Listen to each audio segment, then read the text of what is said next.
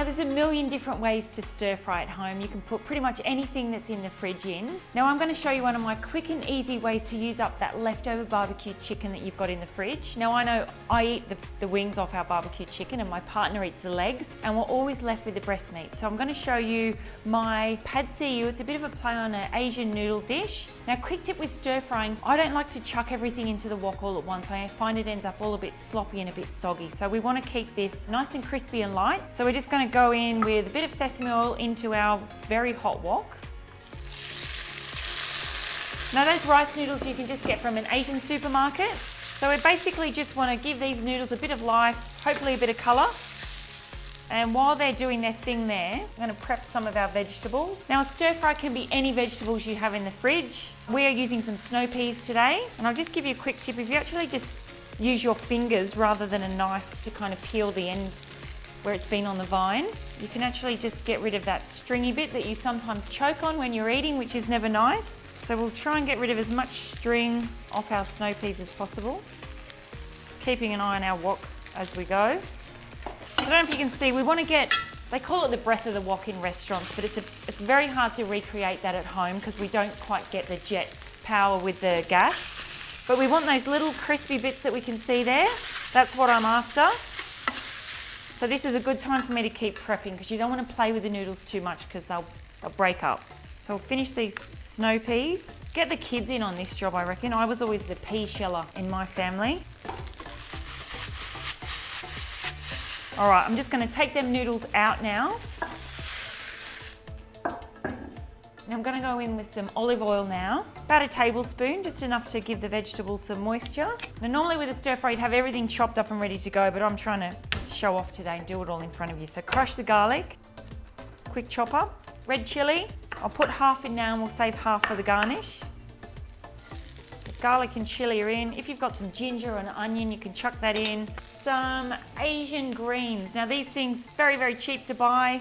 So the advantage of using our leftover barbecue chicken, normally I would have to get the chicken in there nice and early to get it cooked off. So we don't have to wait for any of the proteins to cook. These vegetables are going to cook really, really fast.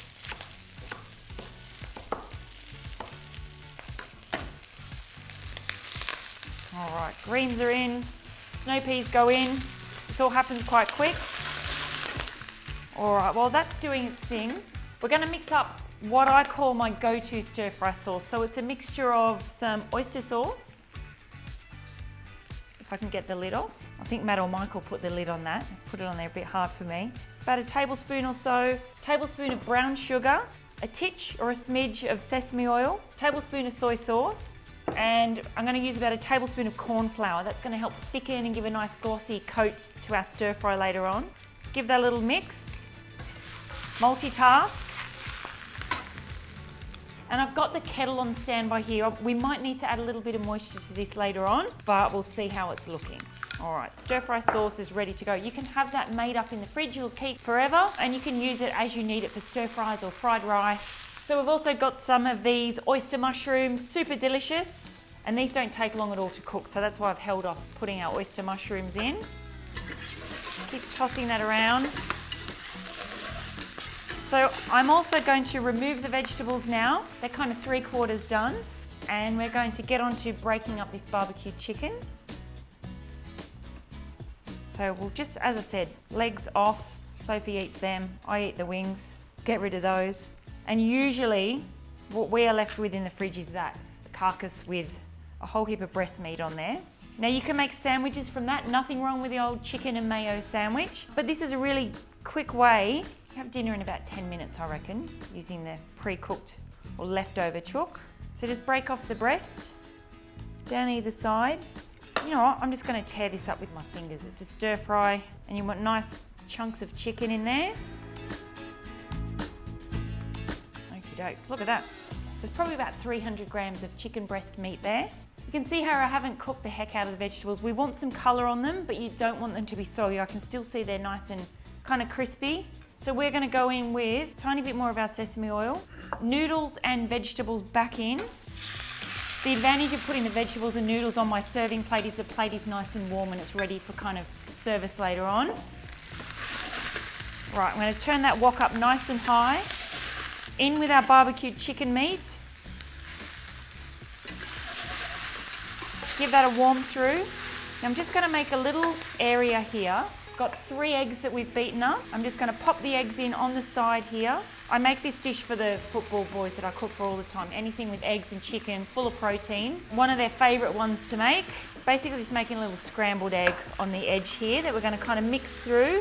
Probably notice I haven't put any salt in either. We don't need any salt because we've got our oyster sauce and our soy sauce. So that's going to give us our seasonings.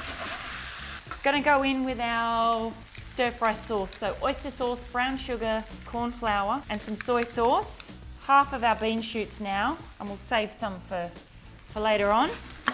As I said, you might want to put a little bit of water in here. Now's the time to put it in because that corn flour has kind of soaked up all the juices. And that is it. No more cooking. Quicker than you can probably pick up the telephone to ring a takeaway into your house. Our plate that's already warmed from our vegetables and noodles being on it. Very, very easy. Nothing too technical. A few tips along the way there about taking things in and out of your wok as you're going. On with our bean sprouts. One of my favourite Asian ingredients, these fried shallots. They make anything good, but they'll make this dish super, super good. That little bit of red chilli that I saved just to let everyone know there's a little bit of heat in there.